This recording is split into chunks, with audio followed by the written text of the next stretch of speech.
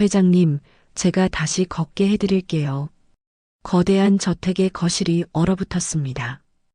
20조 원 재산의 회장 앞에서 10살 소년이 활짝 웃고 있었어요. 세계 최고 의사들도 포기한 5년간의 하반신 마비.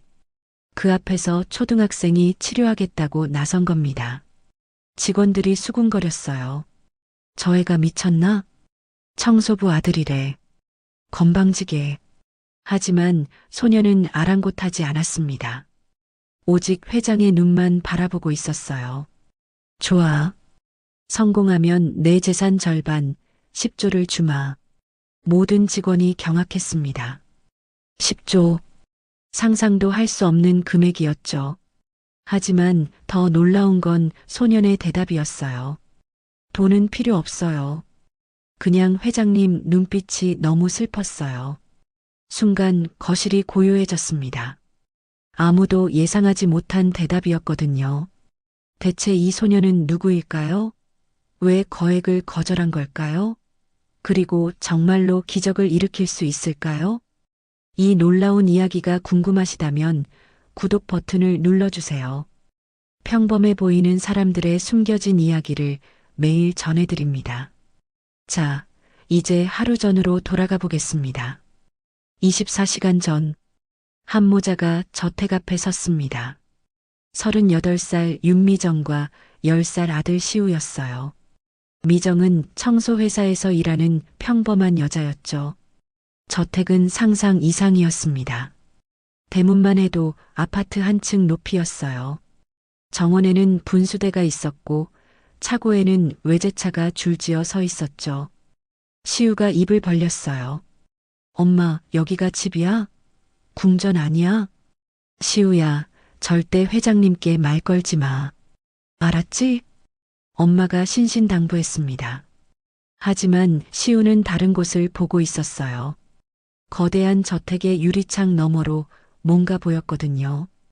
휠체어에 앉은 사람. 창밖을 멍하니 바라보는 뒷모습이었습니다.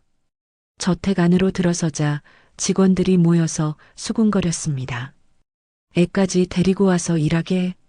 요즘 같은 세상에. 저러다 뭐 훔쳐가는 거 아니야?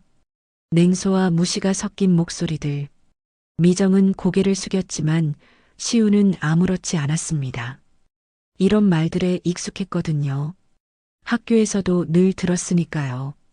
복도 끝에서 휠체어 소리가 들렸습니다. 60대 여자가 나타났습니다. 한정숙 회장. 20조 원 재산의 주인이었죠. 하지만 그녀의 얼굴엔 생기가 없었습니다. 눈빛은 죽은 물고기처럼 흐릿했고 입가엔 미소라곤 찾아볼 수 없었어요. 새로 온 사람이야? 회장이 물었지만 미정을 보지도 않았습니다. 그저 창밖 비를 바라볼 뿐이었죠. 네, 회장님. 열심히 하겠습니다. 미정이 고개를 숙였지만 대답은 없었습니다. 회장은 그대로 휠체어를 돌려 사라졌어요. 시우는 회장의 뒷모습을 지켜봤습니다. 휠체어 바퀴가 돌아가는 소리만 복도에 울렸어요. 저녁 식사 시간이었습니다. 거대한 식탁. 20명은 앉을 수 있는 테이블이었죠. 하지만 회장은 한쪽 끝에 혼자 앉아 있었습니다. 직원이 음식을 내려놓았어요. 고급스러운 요리들. 하지만 회장은 포크를 들다가 멈췄습니다. 빈 의자들을 바라봤어요. 남편이 앉던 자리, 아들이 앉던 자리, 모두 비어 있었죠. 치워. 음식은 그대로 남았습니다. 시우는 부엌에서 설거지를 도우며 이 광경을 지켜봤어요. 10살 아이의 눈에도 보였습니다. 저 할머니가 얼마나 외로운지. 밤이 깊었습니다. 회장의 침실에서 신음소리가 새어나왔어요. 김 실장, 미안해. 정말 미안해. 악몽에 시달리는 목소리였습니다. 화장실에 가던 시우가 그 소리를 들었죠. 새벽 3시, 시우는 복도를 걸었습니다. 회장이 휠체어를 타고 창가에 앉아 있었어요. 어둠 속에서 혼자. 달빛도 그녀를 피해가는 것 같았습니다. 시우는 알았습니다. 저 할머니는 아픈 거야. 다리가 아니라 마음이. 5년 전 그날 빗줄기가 고속도로를 두드렸습니다. 한정숙의 차가 달리고 있었어요. 조수석엔 비서실장 김상우가 앉아 있었죠. 백미러를 봤습니다. 뒤에서 차 한 대가 따라오고 있었어요. 빠르게, 너무 빠르게. 쾅! 엄청난 충격. 차가 가드레일을 들이받았습니다. 정숙이 눈을 떴을 때는 병원이었습니다. 죄송합니다, 회장님. 척추 손상이 심각합니다. 하반신 마비. 그리고 더 끔찍한 소식. 김상우 비서실장님은 현장에서 사망하셨습니다. 세상이 무너졌습니다. 6개월 후 이혼 법정. 당신 때문에 사람이 죽었어. 당신은 살인자야. 남편의 말은 칼날 같았습니다. 15살 아들 서준이 말했어요. 아빠 따라갈래요. 장애인 엄마는 싫어요. 아들은 단 한 번도 뒤돌아보지 않았습니다. 김상호의 아내도 찾아왔어요. 살인자, 평생 그 죄책감 안고 사세요. 저주 같은 말이었습니다. 정숙은 정말로 그 저주 속에서 살았어요. 세계적인 명의들도 고개를 저었죠. 기적이 일어나지 않는 한 정숙은 포기했어요. 걷는 것도, 살아가는 것도. 그날 아침 시우가 회장을 마주쳤습니다. 다른 직원들은 고개 숙이고 피했지만 시우는 달랐어요. 회장의 다리를 뚫어지게 바라봤습니다. 왜 그렇게 쳐다보는 거야? 다리가 아직 살아있어요. 뭐? 회장님 다리요.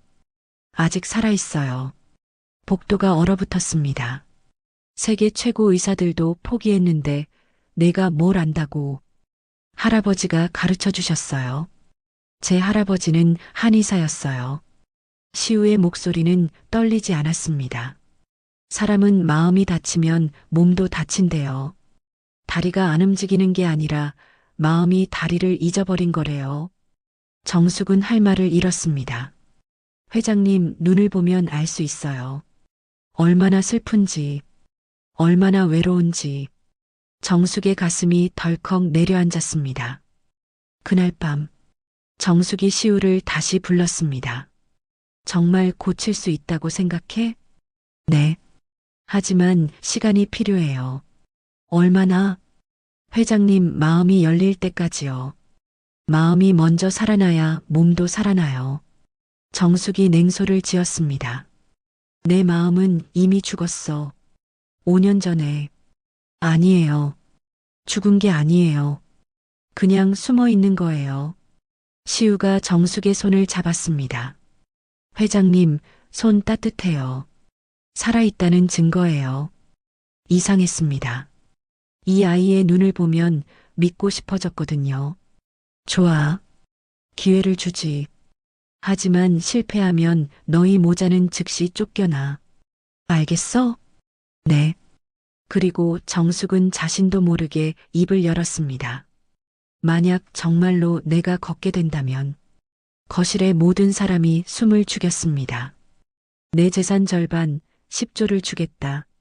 전무이사 임재훈의 얼굴이 하얗게 질렸습니다. 직원들이 웅성거렸죠. 하지만 시우는 고개를 저었습니다. 돈은 필요 없어요. 뭐? 회장님이 다시 웃으시면 그걸로 충분해요. 회장님 눈빛이 너무 슬퍼서 다시 행복해지셨으면 좋겠어요. 정숙의 가슴이 뭉클했습니다. 5년 만에 처음 느끼는 감정이었어요. 임재훈은 주먹을 쥐었습니다. 10조. 그건 자신이 노리던 돈이었으니까요. 복도에서 임재훈이 전화를 걸었습니다. 계획을 앞당겨야 해. 저 꼬마 때문에 일이 꼬이고 있어. 다음 날 새벽 6시 시우가 회장의 방에 왔습니다. 다리한테 인사하세요. 뭐? 안녕, 오랜만이야. 이렇게요. 미쳤어? 하지만 정숙은 했습니다. 이상하게도 거절할 수 없었거든요. 안녕. 다리야. 그 순간 찌릿한 감각이 왔습니다. 아주 미세하게. 뭐야? 뭔가 느껴져. 맞죠? 다리가 회장님을 기억하고 있어요. 시우가 환하게 웃었습니다. 이제 매일 다리한테 말 거세요. 고맙다고, 미안하다고, 사랑한다고. 정숙은 어색했지만 매일 아침 다리에게 말을 걸었습니다. 이틀째, 발끝에서 따뜻함이 느껴졌습니다. 사흘째, 발가락이 아주 조금 꿈틀거렸습니다. 직원들이 수군거리기 시작했어요. 설마 진짜? 말도 안 돼. 저 애가 뭘 했다고? 사흘째 되던 날, 임재훈이 움직였습니다. 화려한 한복을 입은 무당이 저택에 왔어요. 이 집엔 큰 악기가 들었습니다. 방울을 흔들며 소리쳤습니다. 5년 전 그 사고, 단순한 사고가 아니었어요. 원기가 회장님 다리를 묶고 있습니다. 정숙의 얼굴이 굳었습니다. 1억만 있으면 큰 구슬에서 회장님 다리를 풀어드리겠습니다. 그때 시우가 뛰어나왔습니다. 거짓말이에요. 뭐? 아줌마, 회장님 다리 한 번도 안 봤잖아요. 어떻게 알아요? 무당의 얼굴이 굳었습니다. 그리고 1억 받으면 정말 낫게 해줄 수 있어요? 실패하면 돌려줄 거예요? 무당은 말문이 막혔습니다. 정숙이 차갑게 말했어요. 나가. 당장 나가. 회장님, 후회하실 겁니다. 무당이 소리쳤지만 정숙은 흔들리지 않았습니다. 2주일째, 정숙의 발가락이 확실하게 움직였습니다. 봐요. 움직여요. 시우가 뛰었습니다. 미정도 눈물을 닦았죠. 정숙도 믿을 수 없다는 표정이었어요. 정말 가능한 건가? 밤에 임재훈이 시우를 막아섰습니다. 넌 도대체 뭐야? 무슨 속셈이야? 속셈 없어요. 거짓말. 10조 노리는 거잖아. 시우가 임재훈을 똑바로 봤습니다. 아저씨가 그러는 거 아니에요? 뭐? 회장님 서재에서 몰래 서류 가져가는 거 봤어요. 임재훈의 얼굴이 일그러졌습니다. 넌 곧 후회하게 될 거야. 그날 밤 10시, 경찰이 저택에 왔습니다. 윤시우, 윤미정 씨, 동행해 주시겠습니까? 무슨 일이에요? 사기 혐의로 고소당하셨습니다. 임재훈이 뒤에서 냉소를 지었습니다. 회장님을 현혹해서 10조를 가로채려 한 혐의입니다. 시우가 정숙을 받습니다. 회장님, 저희는 하지만 경찰이 모자를 데리고 나갔습니다. 정숙은 아무 말도 할 수 없었어요. 밤 11시 정숙의 핸드폰이 울렸습니다. 회장님, 큰일 났습니다. 아드님이 법원에 정신이상 진단서를 제출했습니다. 초등학생 말에 10조를 약속한 게 증거라고. 정숙은 핸드폰을 떨어뜨렸습니다. 서준이가 나를 5년 전 떠나던 아들의 뒷모습이 떠올랐어요. 단 한 번도 뒤돌아보지 않았던 자정, 긴급 이사회가 열렸습니다. 회의실에 임재훈이 서 있었어요. 서류를 돌리며 말했죠. 한정숙 회장님은 현재 정상적인 판단력을 잃으셨습니다. 초등학생에게 회사 재산 절반을 넘기겠다니. 이건 명백한 정신 이상입니다. 그건 아이가 거절했어. 정숙이 소리쳤지만 소용없었습니다. 거절했든 안 했든 약속 자체가 문제입니다. 한정숙 회장 해임을 표결하겠습니다. 임원들이 하나씩 손을 들었어요. 찬성, 찬성, 찬성. 정숙이 함께 일했던 사람들이었습니다. 20년을 함께한 동료들. 하지만 아무도 눈을 마주치지 않았어요. 만장일치. 20년 일군 회사에서 쫓겨났습니다. 임재훈이 다가왔어요. 낮은 목소리로 속삭였죠. 오래 기다렸습니다, 회장님. 이제 제 차례예요. 정숙은 아무 말도 할 수 없었습니다. 새벽 2시, 저택은 텅 비었습니다. 전기도 끊겼어요. 직원들은 모두 떠났습니다. 20년간 월급을 줬던 사람들, 아무도 인사하지 않았어요. 어둠 속에서 정숙은 혼자였습니다. 책상 위엔 3개의 서류, 경찰 소환장, 법원 문서, 해임 통지서, 창밖을 봤습니다. 비가 내리고 있었어요. 5년 전 그날처럼 김 실장도 떠나고 남편도 떠나고 아들도 떠나고 이제 회사마저. 정숙은 휠체어를 몰았습니다. 5층 발코니로 비를 맞으며 난간 앞에 섰어요. 아래가 보였습니다. 결국 여기까지인가. 5년간의 죄책감이 밀려왔습니다. 김상호의 얼굴, 울부짖던 그의 아내, 살인자라고 외치던 목소리, 손을 뻗었습니다. 차가운 쇠난간, 이렇게 끝내면 편해지겠지. 그때였습니다. 회장님, 등 뒤에서 목소리가 들렸어요. 돌아봤습니다. 시우였어요. 비에 흠뻑 젖은 채로 미정도 함께였죠. 돌아왔어요. 시우가 뛰어와 휠체어를 잡았습니다. 회장님 안 돼요. 시우야, 너희는 왜 여기 있어? 경찰서에. 풀려났어요. 증거가 없대요. 미정이 숨을 헐떡이며 말했어요. 저택에 불이 다 꺼져서 혹시나 해서 왔어요. 시우가 정숙의 손을 잡았습니다. 차가운 손이었어요. 회장님, 모든 게 끝났어. 아니에요. 시우의 눈에 눈물이 고였습니다. 아직 우리가 있잖아요. 엄마랑 저 여기 있잖아요. 미정도 무릎을 꿇었습니다. 회장님, 저희가 증명하겠습니다. 사기꾼이 아니라는 걸. 정숙의 눈에서 눈물이 흘렀어요. 왜 나 같은 사람을? 미정이 고개를 들었습니다. 저희도 힘들었어요. 남편 없이 시우 혼자 키우면서 사람들이 뭐라고 하든 상관없이 버텼어요. 미정의 눈에도 눈물이 고였어요. 회장님도 그러셨잖아요.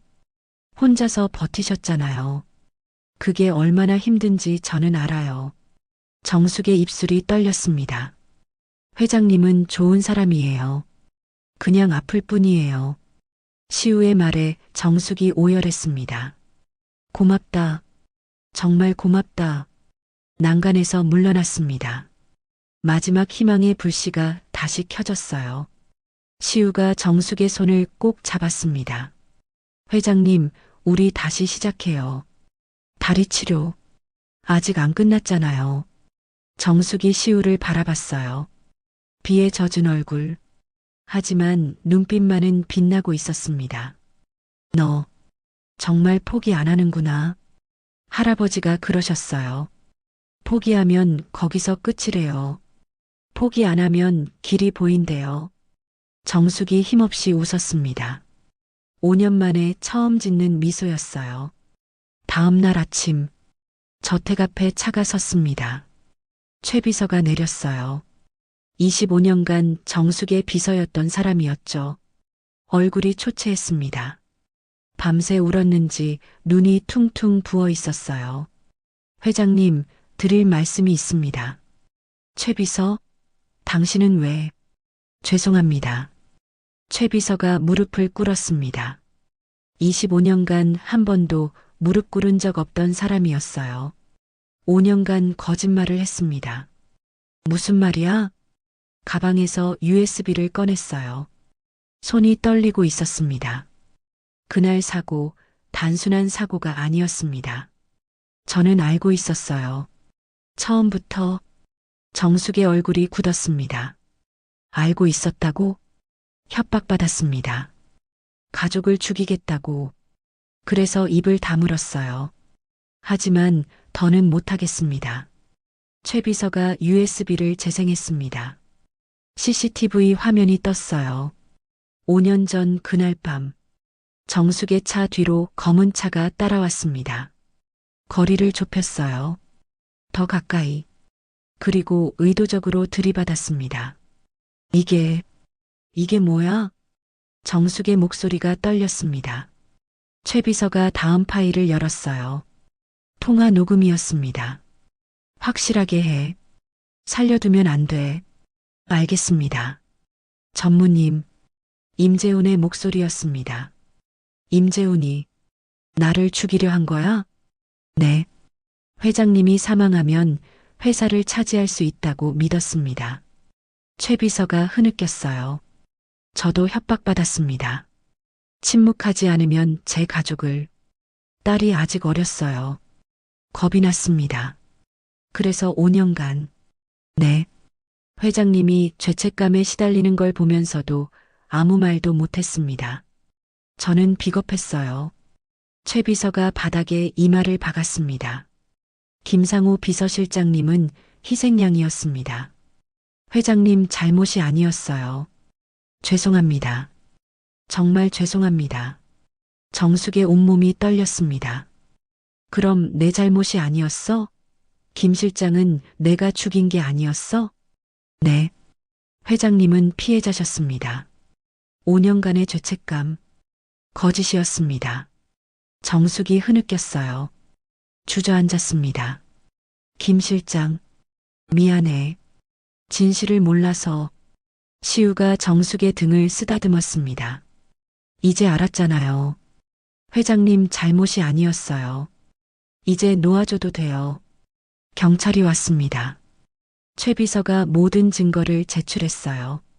임재훈은 공항에서 체포됐습니다. 임재훈 씨, 살인 미수 및 500억 횡령 혐의로 체포합니다.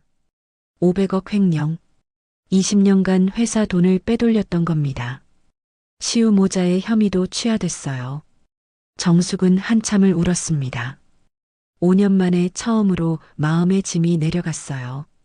하지만 최 비서에게 더 할 말이 있었습니다. 회장님, 더 큰 진실이 있습니다. 화면에 또 다른 CCTV가 떴어요. 5년 전 사고 한 달 전. 카페. 임재훈이 누군가와 만났습니다. 그 사람은 서준이었어요. 당시 15살. 소리를 켰습니다. 정말 엄마가 사고 나면 아빠가 이혼할 수 있어요? 그렇지. 장애인 아내는 짐이잖아. 넌 정상적인 가정에서 살 수 있어. 서준이 통장을 건넸습니다. 여기요.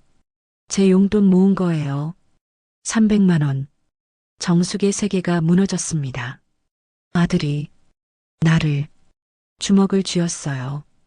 온몸이 떨렸습니다. 그때 시우가 다가왔습니다. 회장님, 서준 오빠는 그때 15살이었어요. 그게 무슨 상관이야? 아이예요. 어른들이 이용한 거예요. 시우가 화면을 가리켰어요. 보세요. 오빠 얼굴. 무서워하고 있어요. 아빠가 시킨 거예요. 임재훈이 조종한 거예요. 오빠도 피해자예요. 정숙의 주먹이 풀렸습니다. 그날 오후, 정숙은 김상우의 집을 찾았습니다. 휠체어에서 내려 무릎을 꿇었어요. 죄송합니다. 정말 죄송합니다. 진실을 들었어요. 경찰이 와서 다 말해줬어요. 김상우의 아내도 눈물을 닦았습니다.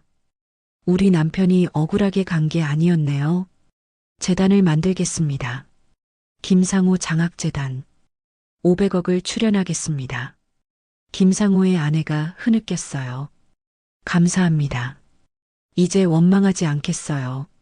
정숙이 벽에 걸린 김상우의 사진을 봤습니다. 김 실장, 이제 편히 쉬세요. 진실이 밝혀졌어요. 정숙이 일어서려는 순간 놀라운 일이 일어났습니다. 다리에 힘이 들어갔어요. 비틀거렸지만 섰습니다.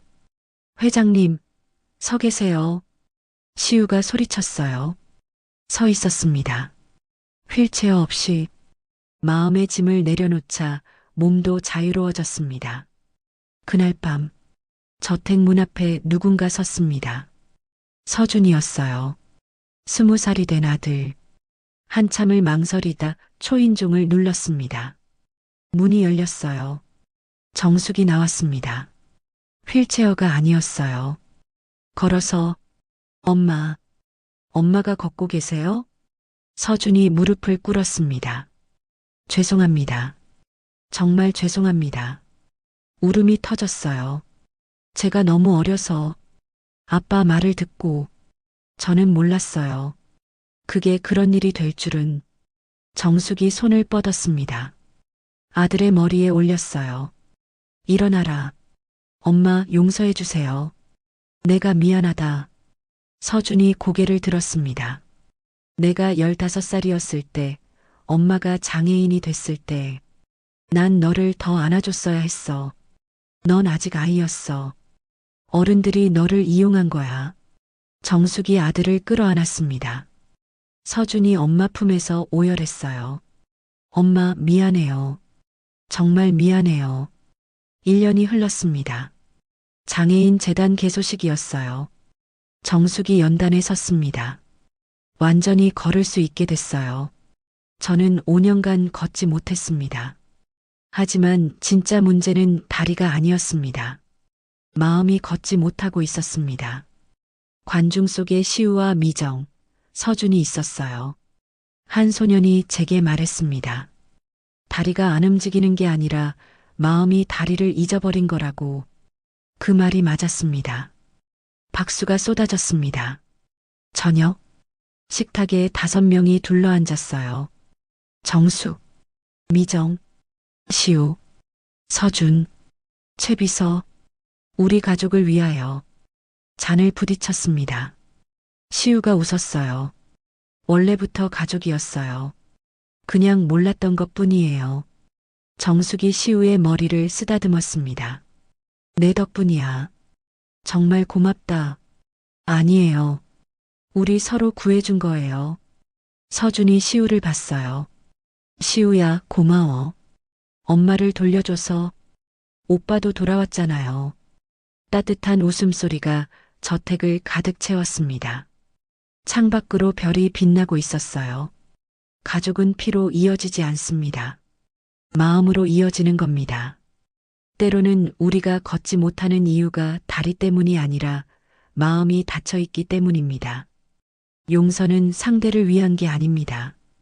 나 자신을 자유롭게 하는 겁니다. 진짜 기적은 불가능을 가능으로 만드는 게 아니라 닫힌 마음을 여는 것입니다. 끝.